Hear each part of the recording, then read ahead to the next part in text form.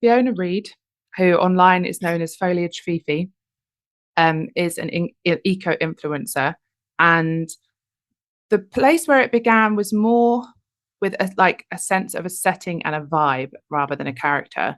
Um, I started writing it 6.5 years ago, and at the time I was signed off work from Greenpeace for like 3 months because I had an autoimmune disease and was really poorly. It's a slight bummer of a backstory, but it gets less of a bummer. Um, and really poorly, sort of bedbound. And I sort of like every millennial hoarded houseplants. And because I was unwell, I couldn't take care of them. And my partner is useless with plants and ended up killing loads of them. And so that's where I first got this kernel of an idea. I was sort of like surrounded by lots of dead plants, and because I was feeling really sorry for myself, I was never critically ill, but you get into a sort of pity party when you're unwell. I thought to myself that if I went, all of my houseplants would go with me, and then just had this vision in my head of someone mourning, surrounded by dead plants, and that was just the very, very start of it.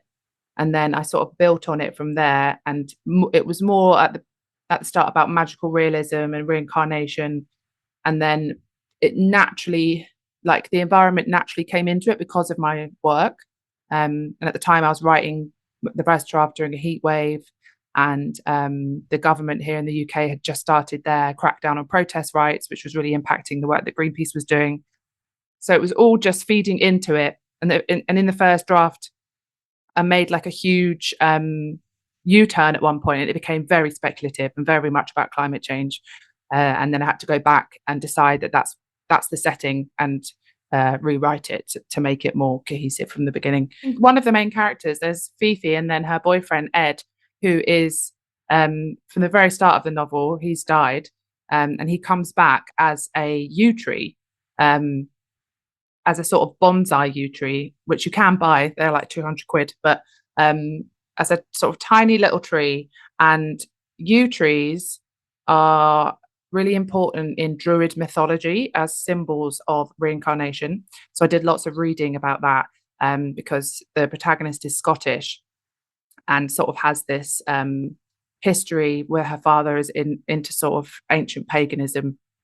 So that feeds into her belief that the yew tree is a reincarnation of her boyfriend, and it's just sort of really rich with mythology that I could then lean on.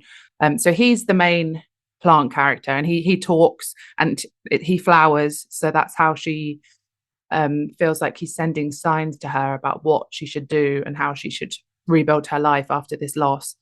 And then things go awry, because I would say that was the hardest thing to get right.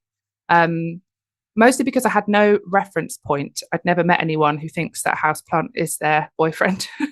So it was complete invention. And in order to make it feel authentic to the reader, and in order to bring them along with her to actually believe that this houseplant is her boyfriend, Ed, a lot of that was through the dialogue. And so Ed does speak, but it's in sort of italics and not in dialogue marks. So you get the sense that it's in her head. And then she will speak to him out loud, but nobody else hears him speaking. So she does end up telling people, introducing them and being like, "This is my boyfriend Ed," and yeah, no one can get their head around it because obviously they can't hear him. And then the flowers as well were a big part of how they communicate. Hence why it's called scent flowers. So when he blooms, she feels like she's doing what he wants, because she's trying to redeem herself. Essentially, she feels responsible for the way that he died, which you don't find out how he died until about the midway point through the book. So yeah, she sees the flowers as these sort of symbols of redemption, and that when he's flowering, she's getting it right, and when he's not, she's getting it wrong. So yeah, it was a combination of sort of internal dialogue and blooming. And I am like a absolutely obsessed with flowers. I mean, I'm covered in tattoos of them, and I have loads of houseplants, and I'm an avid gardener. And my mum really instilled that in me from a very early age. She loves plants. She can name trees. Like, she'll go on walks and be like, "That's that, and that's that." So it's definitely very much one of my something that gets me out of bed in the morning is just loving flora and fauna. And then this, what was the first half of the question? I've forgotten it already. Oh, about the plant's needs. So at the very beginning, she's trapped in her flat, like self-imposed isolation during a heat wave, and it's so hot that she's had to put tinfoil all over the windows to sort of buffer the heat. All of the plants have died, and she's not taking care of herself at all. You know, if she was a plant, she would definitely have gone.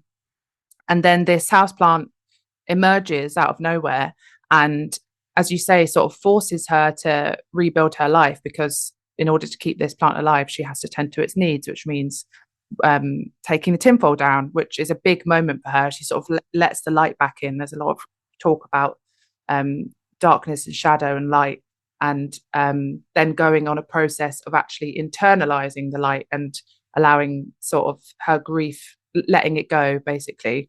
And then when the plant starts to suffer, which it starts happening throughout the course of the book, she actually doesn't take very good care of it.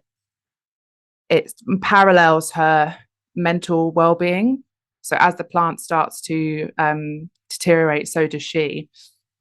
And yeah, I suppose it's sort of it's a metaphor for self-care, but also for the wider environment as a whole, and the ways that we either let it thrive or actively watch it die.